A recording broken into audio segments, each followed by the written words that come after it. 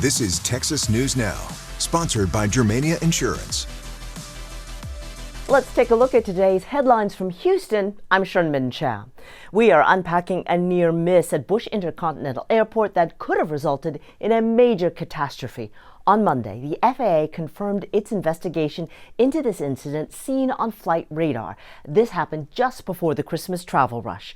Jason Miles spoke with an aviation expert and has more from the big airport. The aviation expert I spoke with says near misses happen more often than you realize, and this one was indeed a very close call. Just 2 days before this video was shot inside Bush Intercontinental as the Christmas holidays ramped up, the FAA confirms a near miss happened outside back on December 18th as two commercial airliners departed on parallel runways. So as near collisions go, this was very close. Josh Verdi is a former airline captain and current aviation consultant, flight instructor, and attorney. Worst case scenario, what would have happened?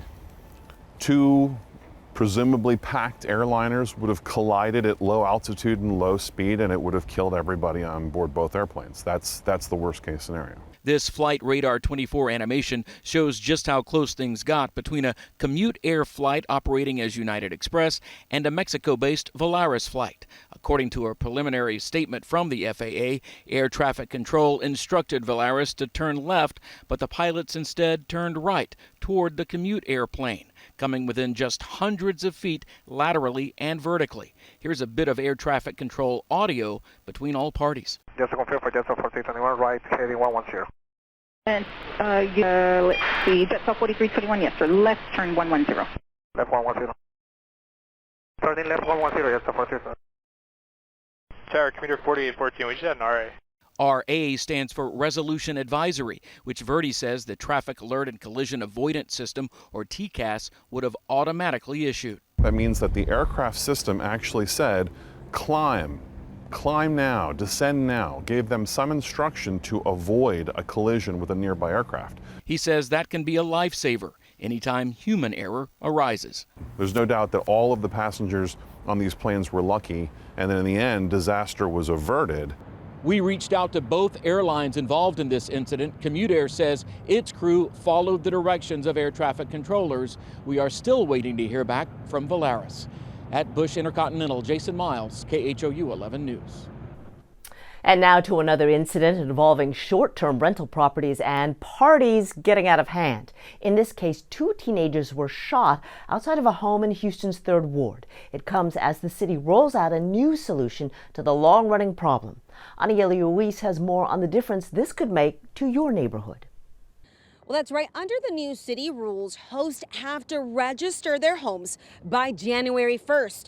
If they fail to do so, the city could have them kicked off those platforms. The push comes in the wake of violent incidents across Houston, including the shooting at this home in 3rd Ward this weekend. Police say a fight broke out at a party with 40 teens at this short-term rental. The fight trickled outside, and that's when the shooting took place. Ed Pettit is a vice president of the area super neighborhood. He told me he's saddened to hear about this shooting, but worried about whether the city's plans will be enough to stop bad owners. Airbnb and maybe one or two other larger platforms, their operators will abide by these policies, but then there's going to be a whole slew of alternatives that pop up that people use that aren't even on the city's radar. And then you're going to see the party house problem shift to those. As part of this new ordinance, hosts will have to follow certain rules like keeping the noise at a certain level, and they're not allowed to host or advertise special events. And while registrations are now live and required by January 1st, the city says it won't start to take action until April 1st, after what it expects will be a surge of applications. And while Airbnb tells us they are actively working on trying to prevent any of these parties from taking place, they tell us the home in question from this weekend was not listed on their platform. Meanwhile, HPD says they're still looking for the shooter. In 3rd Ward, Anayeli Ruiz, KHOU 11 News. And a warning now for anyone who uses the mail to pay their bills. A Sugar Land man is speaking out tonight after 8 of his checks were stolen after dropping them off inside a post office. He is the second victim we've reported on in the last 2 months. Our Marcelina Benito is digging into what is going on. Craig White had paid his bills the same way for decades, dropping checks inside his local Sugar Land post office. I thought inside the post office that things would be better controlled. It seems like they weren't. That's right. Between November 17th and November 20th, White dropped off 8 checks. Days later, his bank called with bad news. The check had been changed as far as the payee and the amount. So they upped the amount and tried to cash the check. Tonight, he showed us copies of those checks. And they've actually changed the signature there too. An $18 check washed and turned into $2,200. A $50 check altered to $3,600. Luckily, the money was never paid out. White immediately reported it to the manager at the local post office. He basically told me that this was a very common occurrence, that it happens all the time. And we know it has. And just last month at a nearby post office in First Colony, Eric Hansen's 2 checks totaling less than $200 were stolen, altered, and cashed for more than $7,000. I've gone online now. White says his close call has changed his habits, but what he wants now is accountability. He's filed a complaint with the U.S. Postal Service Office of Inspector General. It's hard for him to blame it on anybody outside the system when you drop it off inside the post office and it never makes it out. Texas is set to receive more than $1 billion in federal funding aimed at strengthening rural health care. And some of the communities that could benefit are just outside the Houston area. KHOU 11's Jalissa Garza breaks down what this could mean and what comes next.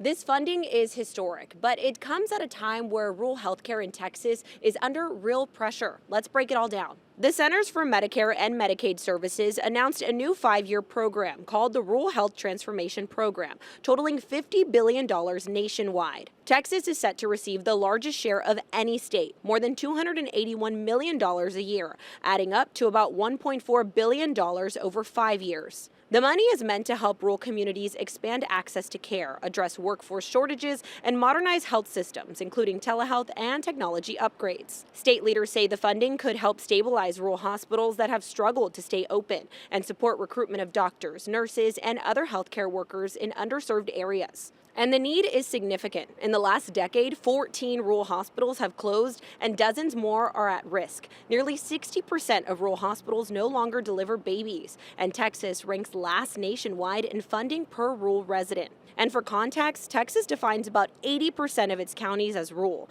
including some just outside the Houston area, like Chambers, San Jacinto, Grimes, and Waller counties. Grant applications are expected to open this spring. We'll be tracking how Texas distributes this money and which communities near us do receive funding. Reporting in Houston, Jalissa Garza, KHOU 11 News. And that is a wrap of your Houston headlines. I'm Sherman Chow.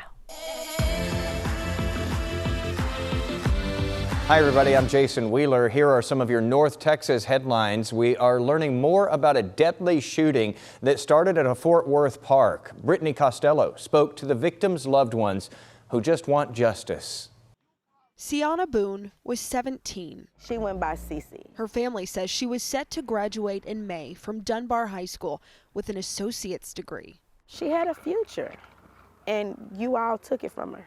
Fort Worth police say they found her shot to death Monday at the historic Stop 6 Park. Police believe there was a fight that led to a shooting involving 15 to 20 young adults. That suspect vehicle fled or drove away from the park and ended up on Hanley Drive. They found a car on Hanley Drive a few minutes later. A young man was found shot inside. He died at the hospital. Another person in the car was detained by police. I'm challenging our mayor and our police chief to do better. Tina James is with local nonprofit Safe in the Six. She works with youth with the goal of creating a safer community. It takes a village, and I mean that. She's willing to be part of that, filling the gaps of working parents and families who just need more support. I am calling for those who are aware that your child has a gun, own a gun, or been around one. If you need help with your child, and getting counseling, therapy, and or support, please reach out to Safe in the Six. Boone's family has questions, like why Cece was shot and if she was targeted. Everyone involved needs to be held accountable for their actions. Police are working on finding those answers. Talking to every single witness that remain on scene, and we're asking that if anyone left the scene right after the incident and we haven't talked to them, please reach out to us, because those specific details are very important. In Fort Worth, I'm Brittany Costello. A court order closed Rodeo Dallas in Deep Ellum back in August, but now the lawsuit behind it is gone. A neighboring landlord has walked away from the case, dissolving an injunction. But Rodeo says the damage is already done and now its owner wants accountability. Here's Matt Howerton with that. Rodeo Dallas in Deep Ellum has been holding its breath. But these new court documents are its first gasp of air. But first, let's play catch up. The bar has sat closed for months, not after a police raid, but because of a judge's order. A neighboring landlord, Asana Partners, sued, arguing Rodeo brought problems to the area. A temporary injunction was granted and the place went dark. But now, Asana has walked away from the case, dissolving that order and paving the way for Rodeo to start up again. Now the battle is over the bond money. I think it's $2.25 million. Yet the bar's owner, J.D. Ibanez, says it's not that simple. Ibanez is talking about the $2.25 million that Asana paid the court to keep the temporary injunction in place. That way, if they lost the case, Rodeo would be entitled to all of it to pay for business interruptions. But since Asana retreated, they're asking for that cash back, and Rodeo's lawyers are now fighting to claim it. It's been expensive for us and very expensive for them, and it's not over. This whole saga, unprecedented. Asana placing blame on Rodeo for interfering with its business interests, tying it to crime in the area, shootings nearby, fights, and police calls that scared off customers. Ibanez opened another location in Uptown. In the meantime, here's what he said then about the case. I'll open in every neighborhood in Dallas. I'm never going to stop. If anything, it's motivation. Still, Asana walks away from it all. What's left is a fight over the cost of turning the lights off here. They've essentially gotten what they wanted. We've been out of business for 4 months. What they've gotten away with so far is pathetic. In Dallas, I'm Matt Howerton. We also reached out to a spokesperson with Asana Partners for comment. They told us that their litigation is now moot because of an ongoing dispute between Rodeo and its landlord in Deep Ellum. That may result in the bar's immediate eviction. We are still working to learn more about that. A video posted online is sparking outrage in Plano. The Nextdoor post shows a bobcat caught in a metal leg hold trap on a popular park bridge. Now, wildlife experts are racing, trying to find and save that animal. Here's Kevin Reese. The video in a Nextdoor post is from Plano's Hoblitzel Park. 2 bobcats on a pedestrian bridge, one pacing as if standing guard because the other has a metal leg hold trap and chain gripping its left rear paw. People commenting on the social media post are angry, and so is Rebecca Hamlin. It's really sad. It's really sad that there's a sense of entitlement that we can control the animals. These animals have a right to exist just as much as we do. The president of the North Texas Wildlife Center is coordinating with rescue teams who began searching the watershed of Russell Creek Tuesday morning, hoping to rescue the animal, rehab it, and release it again if it can be saved. We have these conflicts and people think that they can handle it on their own, and it's not effective and it's not a long-term solution. It's just unnecessarily cruel. As for whoever set the trap, Hamlin wants to remind them that the traps are illegal in Plano, that they're also a threat to pets and humans, and the bobcats help prey on wild rabbits, rats, and mice. There's a lot of misunderstanding and fear-mongering surrounding these animals. They're vital to our ecosystems. And here we have eastern screech owls. If the bobcat can be found and saved, it might join the rest of Hamlin's menagerie on the mend. We've taken in over 1,300 opossums since January 1st. Animals often injured in human-urban encounters, just like the bobcat. I would ask the public to please stay away from the area, avoid flocking to the area in an attempt to help. We need to let the experts handle this. Experts hoping to give a maimed wild animal a fighting chance. In Plano, I'm Kevin Reese. From that tough-to-watch story to one of hope now. Every second counts in an emergency, and that's why the city of Arlington recently launched a new program to help patients before they ever get to the hospital. Cole Sullivan shows us how the change is helping to save lives. In the back of this Arlington ambulance, we heard a story at the forefront of emergency medicine. We're able to really treat people with what they need now. When paramedic Dale Van Leeuwen pulled up to the house of a new mother this fall, a trail of blood showed the way. We eventually found her in the bathtub, and the entire bathtub was completely filled with blood. She was hemorrhaging and had lost a lot. She looked like a ghost. The city's less than 2-day-old mobile blood transfusion program paid off. This is the entire program right here. Specially equipped cold coolers and 3 emergency vehicles now carry O-positive blood from Medical City Arlington. This is actually putting what you're losing out right back into you. And paramedics train using what I like to call Kool-Aid blood to administer it fast. This is a portable pre-hospital blood warmer. Long before a patient gets to an emergency room. Both patients that I gave it to was almost an immediate turnaround. They almost immediately looked better, did better. Now, these first responders have a body count of sorts. Every time someone gives a bag, we adorn that to our vehicle. Stickers on their trucks for every pint they deliver. It's red, but it's liquid gold. Including to that new mom. She ended up getting discharged a little while later. Full recovery. Dallas and Fort Worth also started similar mobile blood programs this year, and Texas just allocated $10 million to expand, looking to help other cities cut through logistical and legal complications. We're proving how much of a difference it actually does make. With more lives now saved. This whole setup in Arlington sits inside this bag. I'm Cole Sullivan. And those are your headlines from North Texas.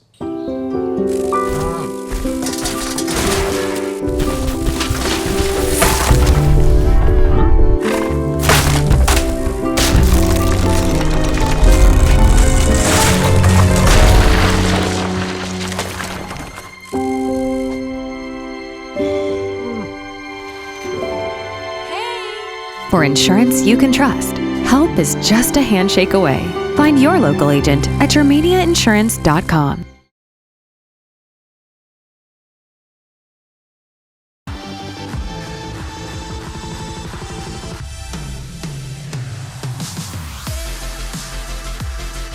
Hey everyone, meteorologist Matt Farrell with a look at your weather across Texas. Well, guess what? We've made it to the end of 2025, and all things considered across the state, I've got a pretty good New Year's Eve forecast for you.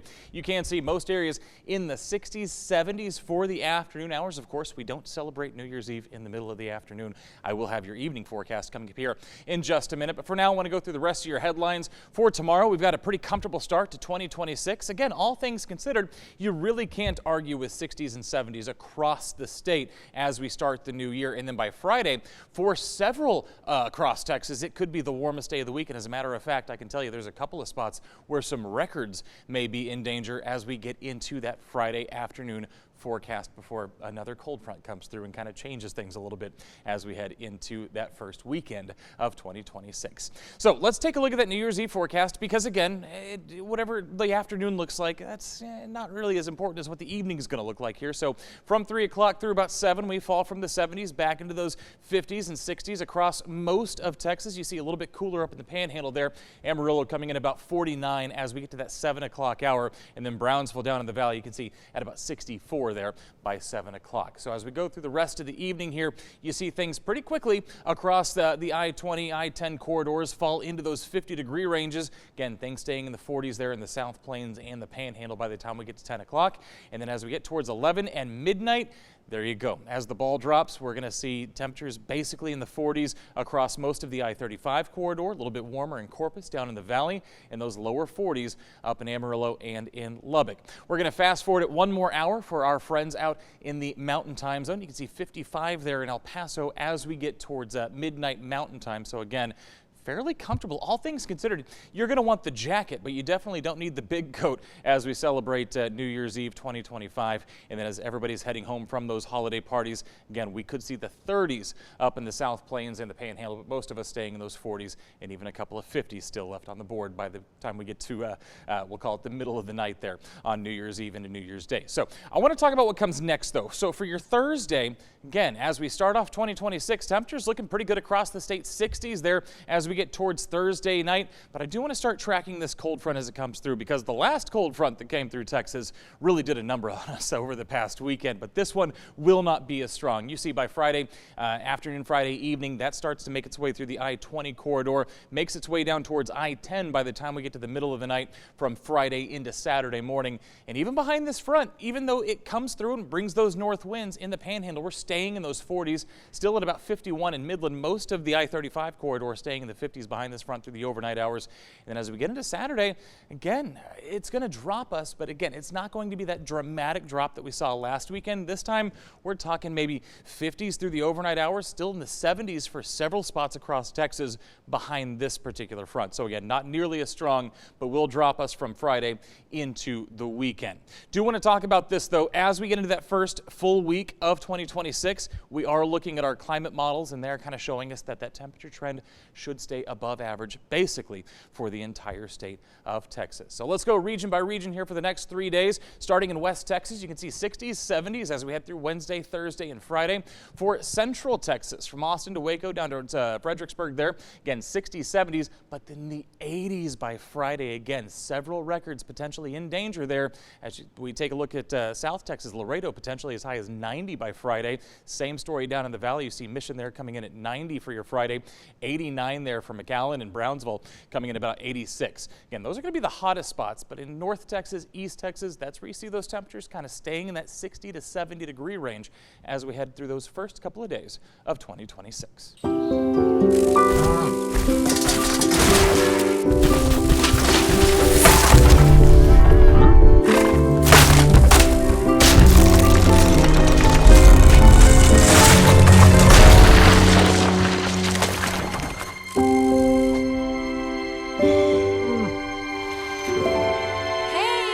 For insurance you can trust, help is just a handshake away. Find your local agent at yourmediainsurance.com.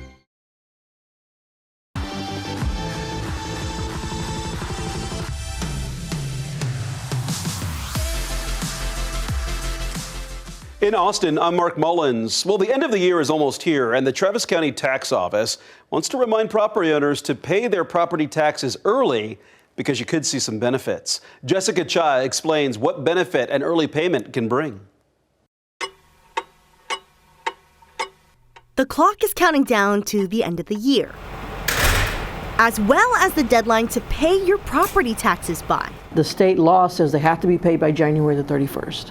There are some people who could benefit from the IRS by paying their taxes by the end of the year. Celia Israel is the Travis County tax assessor collector. And despite the normal deadline, she says paying your property taxes before the end of the year could make it a deduction on your tax return. There's a way to itemize your deductions: childcare, property tax, insurance, automobile expense. One of the deductions is property tax.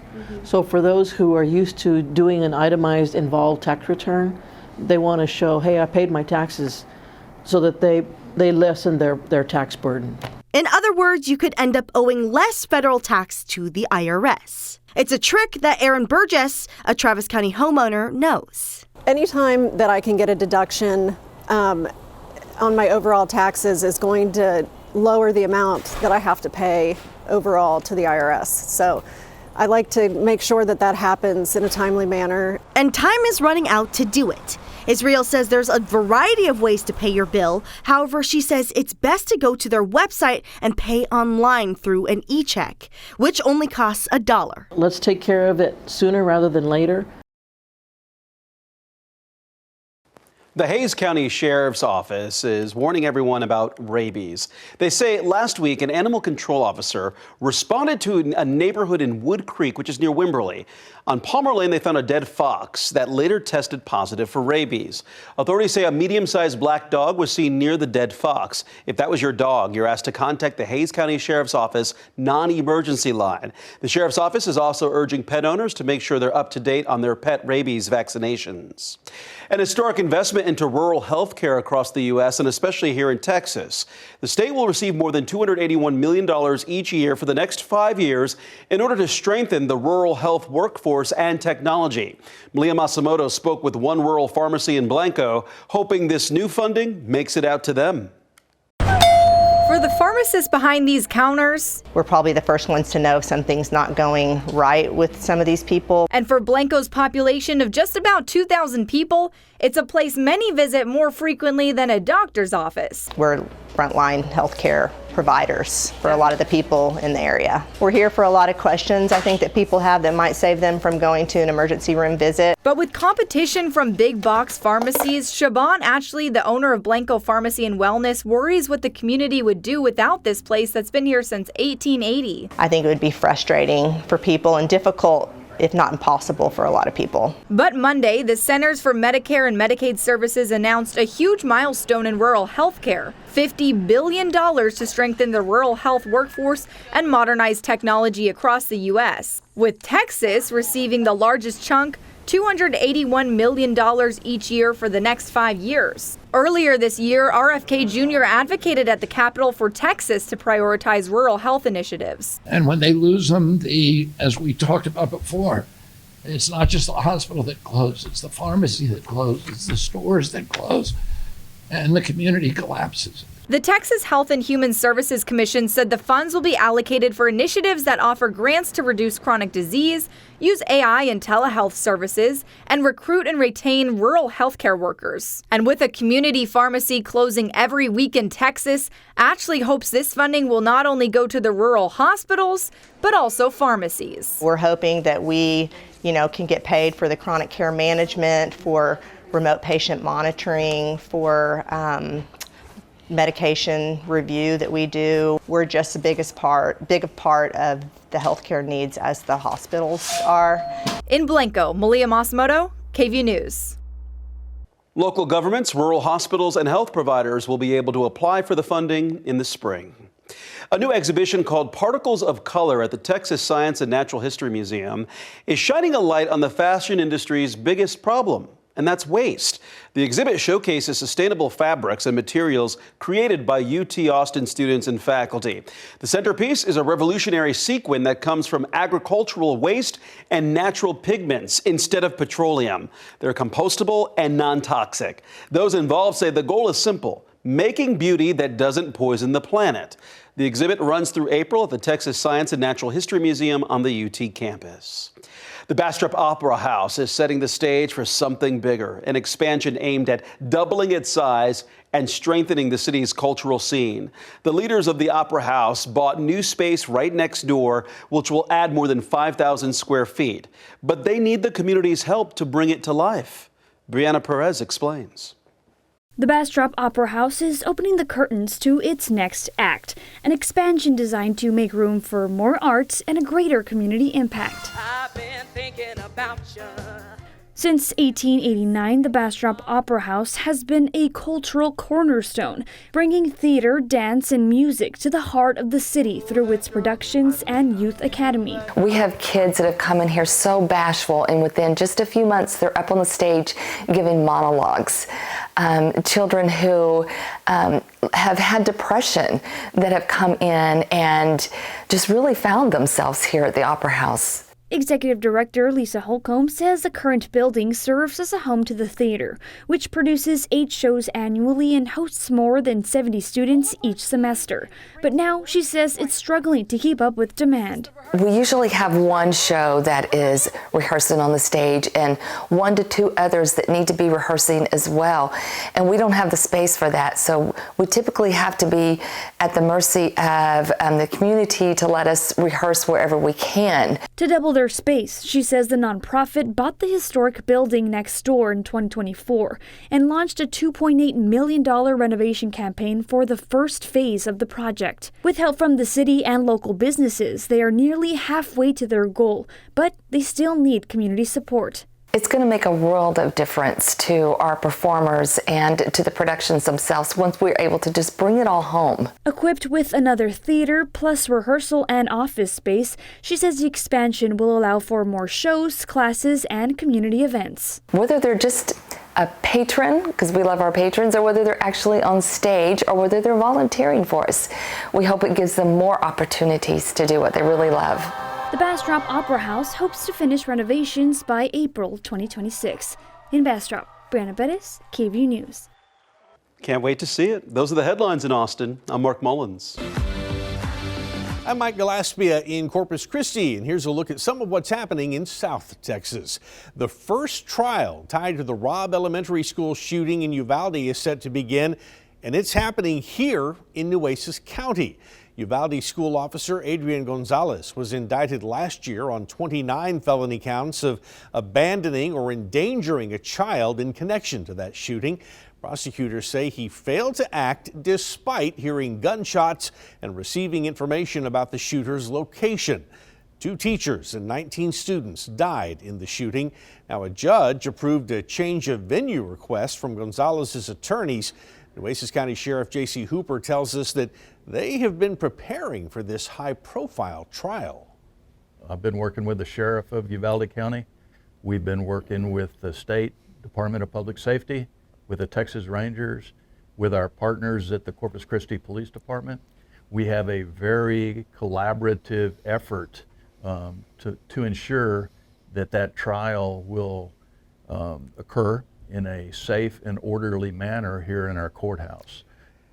Sheriff Hooper also advising those who have business in the Nueces County Courthouse next week to be patient as they figure out just how busy the courthouse is going to be.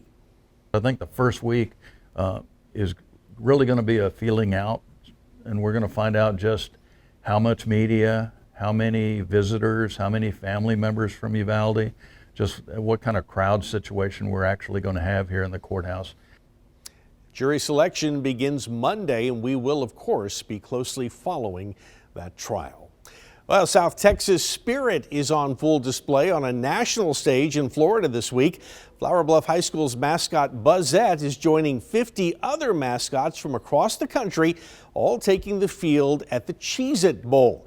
And Flower Bluff not alone. Alice High School's own CJ Coyote also performing as both represent South Texas. These mascots have proved that school spirit knows no boundaries. Well, the experience is amazing. I never got to do anything like this before. I have done many things throughout my high school year and so on. And this is one of the first that I actually got to do something for the school out of state. And it's really incredible. And I'm really excited. It took Isabel Williams and her family 17 hours to get to Florida from Flower Bluff. We, of course, wish her and all of the mascots who will be performing the very best. And that is a quick look at some of what's happening right here in South Texas.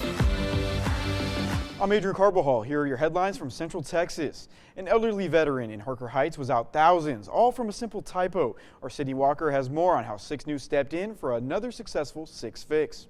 A wrong phone number, an autocorrected text, or a forgotten password. All little mistakes. I would have originally been out $12,000. Josephine Farthing's small mistake set her back thousands. 2 mixed up numbers in her routing number when setting up direct deposit online. Thousands of dollars going to a company's savings account. Oh, it would have been really, really difficult. I would then have to subpoena them for the name of the company who wrongly received my money. When Chase couldn't contact the company to get her money back, and she couldn't get the company's name, she turned to 6 News. And I thought, they'd be the perfect people for a 6 fix. You've definitely fixed it. She shared her story. You shed a spotlight on this problem and resolved it beautifully. Had you not stepped in, no, I would have been out.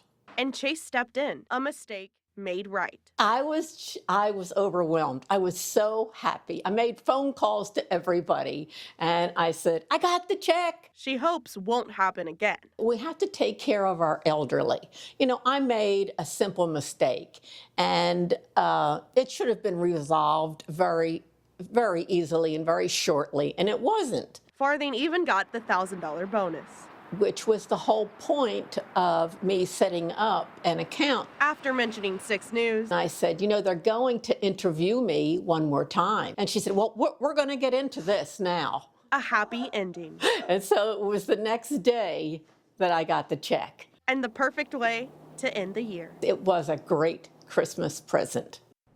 It truly was the perfect gift for Josephine. Police in Hamilton County arrested a suspect in connection with the murder of a Hamilton man earlier in December. The Hamilton County Sheriff's Office arrested Luis Aguilar Tuesday morning around 5 a.m. in connection with the murder of Jose Venecia. Venecia went missing December 13th after a week-long investigation. Police identified Aguilar as the primary suspect. The department obtained a search warrant for a home Aguilar was inside of at the far south end of South Dempster Street. Police found the body of Venecia several hours after making their arrest in a rural area. The department did not provide the ages for both the suspect and the victim. An investigation is still ongoing. An 86-year-old man is in jail after DPS says he failed to stop and render aid after a crash. DPS says the crash happened the evening after Christmas Day in Coppers Cove.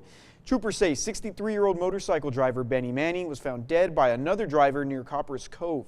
Troopers' preliminary investigations leads them to believe that Russell Meyer failed to stop after hitting Manning's motorcycle. Right now, Meyer remains in the Coryell County Jail as the investigation continues. And those are your headlines from Central Texas.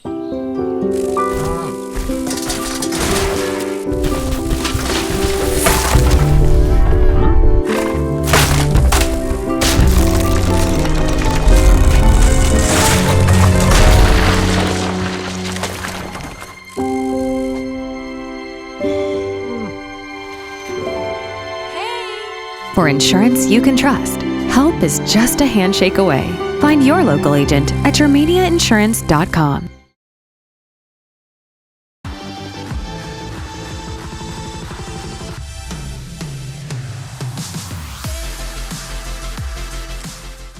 I'm Isis Romero, and this is the news in San Antonio. 3 Schertz-Cibolo Universal City ISD staff members are facing charges of injury to a child and unlawful restraint. The alleged crime happened at Watts Elementary after reports of misconduct in a special education classroom on December 17th. Earl Stoudemire has a story. Julia Cantu, Jessica Longo, and Veronica Guerra Ulrich were arrested on Monday after Cibolo PD did interviews with Schertz-Cibolo Universal City ISD administration and looked over video of the alleged misconduct. According to the school registry, Cantu is a teacher's aide at Watts Elementary. She's facing a felony charge for child injury. Meanwhile, Longo is a teacher and Guerra Ulrich is another teacher's aide at Watts Elementary. They're each facing a charge for unlawful restraint. All 3 women work in the school's special education department. Cibolo PD did not go into detail on the allegations, but all 3 were booked in the Guadalupe County Jail. Police say more charges can be added, and if you know anything about this case, please call Cibolo PD. Earl Stoudemire, KENS 5. School district sent us a statement saying they took immediate action to ensure student safety and that everyone involved is no longer employed by the district. They say a report has been filed with the Texas Department of Child Protective Services and an employee misconduct report has been submitted to the Texas Education Agency. Police say a shooting suspect was arrested aboard a Via bus on the south side. Police say the shooting happened on Mission Grande. According to police, a man was shot in the hand by a family member before the suspect took off on a Via bus. Officers tracked down the bus and the suspect was taken into custody. The victim was taken to the hospital with non-life-threatening injuries.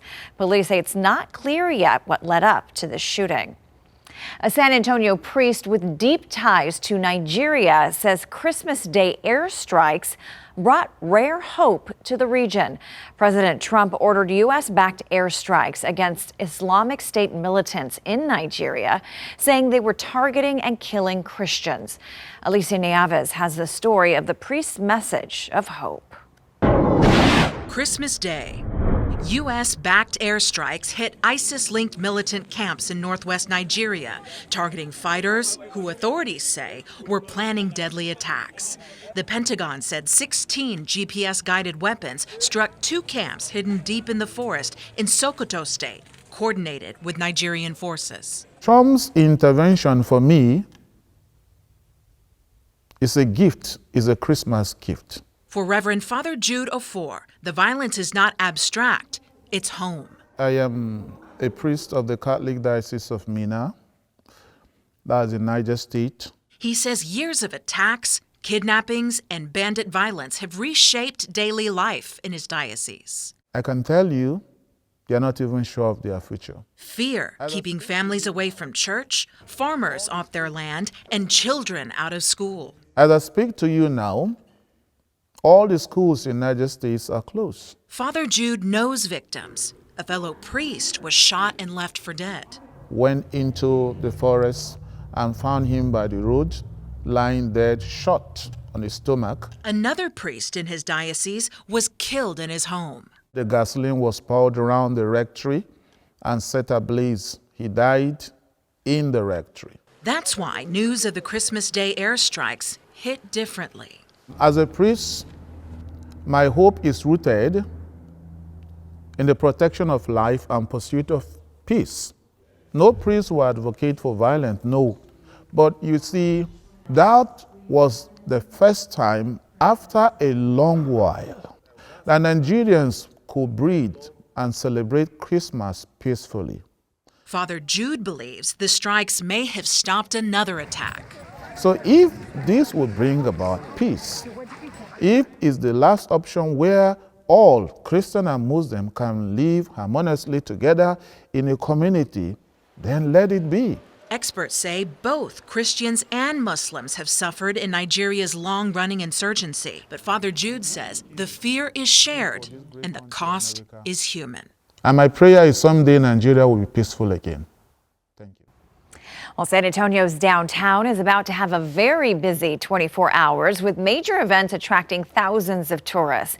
If you plan to park down there, there are some things you need to be aware of. Andrew Moore shares what you need to know before you go. It's going to be a big 2 days for San Antonio's downtown, and we want you to have the best experience possible. So here are a few things you need to plan ahead for if you plan to go. When you have the Valero Alamo Bowl back-to-back with New Year's Eve, I think that's a great opportunity to enjoy this very robust downtown. San Antonio is already seeing big crowds with the Alamo Bowl, and our New Year's Eve celebration will be the same story. San Antonio Foundation President Mary Jane Verrett says that could attract up to 70,000 people downtown. But if you are coming with them, keep the following things in mind. Probably rideshare whenever you can. Number 1, drive together. There is lots of parking downtown, but one space is easier to find than many, and it's also less expensive. Number 2, make a parking plan. The city has a great website that shows all the various parking that's close by. City resources can make it easy to find what lots are closest to where you want to go, and you can find that ahead of time. If a parking lot is not on the map and won't give you a receipt for a payment, be skeptical. And number 3, leave early due to construction. Some streets like South Alamo are still reduced to 1 lane and slow to get through, and that can be frustrating if you're already in a rush. And finally, one last important tip. If you pay to park down here, make sure you pay for an extra hour than you actually need, and make sure you get back to your vehicle on time. The tow trucks downtown are very prompt, and if you only pay until 11 o'clock, they will tow you at 11:01. In downtown, Andrew Moore, KENS 5. And that's the news in San Antonio. Hi, I'm Brennan Gurley, and here's what's making headlines across East Texas. As bar and restaurants gear up for New Year's celebrations, the Texas Alcoholic Beverage Commission says inspections are ramping up across the state, including here in East Texas. CBS 19's Robert Ella Garza tells us what TABC is watching for and how bars are preparing for safe celebrations. Before the crowds roll in, the drinks pour and the ball drops. The Texas Alcoholic Beverage Commission says its focus is prevention. So obviously, TABC, our role is to ensure that the businesses that are licensed to sell alcohol in Texas are doing so legally and responsibly. Chris Porter is a spokesperson for TABC and says it's a two-part mission, preventing the sale of alcohol to minors and over-serving. But most of them understand that they have a responsibility to ensure that the community remains safe. And so they know and they understand what is required, and they take those proactive steps to ensure that their business is operating safely. During the New Year's holiday, TABC agents will be inspecting openly and undercover. While local law enforcement focuses on DUI patrols, TABC says its attention is on the source. But really, it's incumbent on the business managers and their staff to ensure that they are meeting those requirements before they actually hand over the alcohol. At Skybar, manager Rodney Spears says he's been in the industry for more than 20 years. He says prevention starts long before customers even get behind the wheel, but right at the counter. You know, if I'm serving the people, it's my responsibility, and I got to be able to sleep at night. I don't want to make that decision to have anybody go out there and mess up because I gave them too much, you know, so I try to be careful with that. Porter says about 90% of businesses statewide are following the law, but the pressure increases during the holiday when customers often bounce from bar to bar. And then some people might come here, grab a bite to eat, a couple of beers, and then go out with their friends. For Walk-On's general manager, Trinity Ponto, that means making sure staff stays alert and communicates. You're having contact with a whole lot of people. They kind of just make sure everybody's, here and coherent. We're not slurring our words, stumbling anywhere. And while the goal is celebration, managers say safety always comes first. We definitely want everybody to have fun, but we want everybody to be safe doing it as well. TABC says inspections won't stop after New Year's. Agents are out every weekend, year-round, and responsible service inside the bar can make all the difference once people hit the road.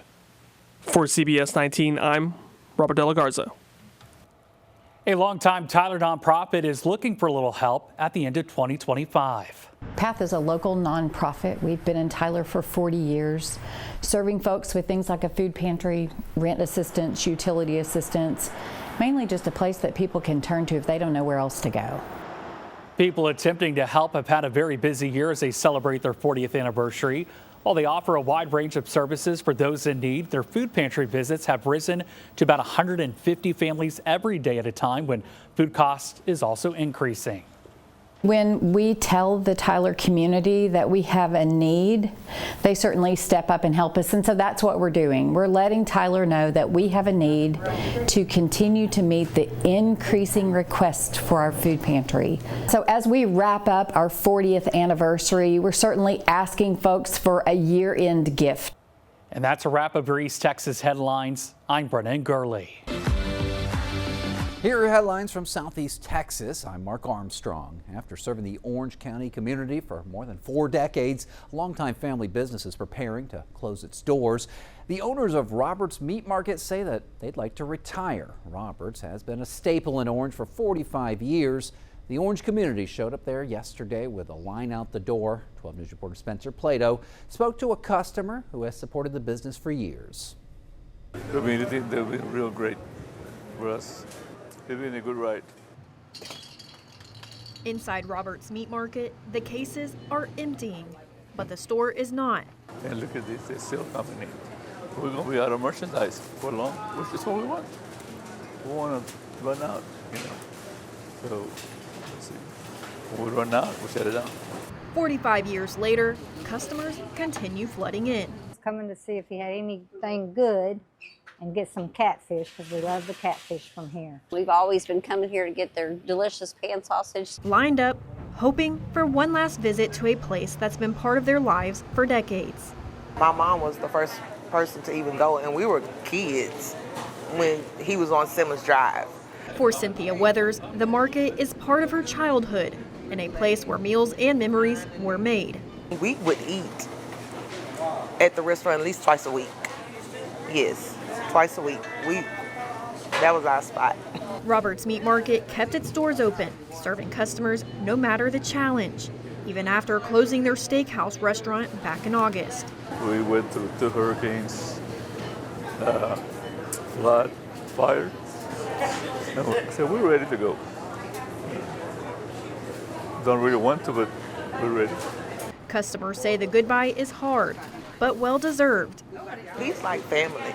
He really is, and as much as we're going to be sad to see him close, he deserves a vacation. He's been open a long time. And while the doors may close, the memories will stay. We're ready to try and enjoy my retirement, play with my cows. And Robert's Meat Market is going to close its doors permanently on Wednesday. Those boudin balls, they will never be forgotten. And a Beaumont restaurant, they're also going to be closing its doors. The owners of Monterey House Mexican Restaurant announced they are closing as well this week. The restaurant first opened way back in 1963. It started out just a small Tex-Mex takeout stand, only had 4 tables way back then. But for more than 6 decades, Bob and Pris Lejeune, they've served families across the Golden Triangle. And Pris says that after years of working in the restaurant, she and her husband, they are ready to retire. If I could walk right now, I'd be helping them in the back right now, because that's what I did. I worked the register and I helped in the back. I worked pregnant and having young babies. When we first started, we had a mobile home behind the business. And Monterey House is also going to serve its final meal on Wednesday, New Year's Eve. And right here in Southeast Texas, you have a chance to buy fireworks for a good cause. The Dream Center operates a fireworks stand during New Year's Eve and 4th of July in order to raise funds for its program. Its co-founder and president says that the stand allows them to pay for the services that they offer for free. We've had people that have come out of human trafficking scenarios and come through our program. They've graduated. They're actually here now helping with our staff and being able to make a difference with other people that are coming in that are struggling with the same things. And this is the 2nd year this organization has run this fireworks stand. And those were the headlines from Southeast Texas. Texas News Now is sponsored by Germania Insurance.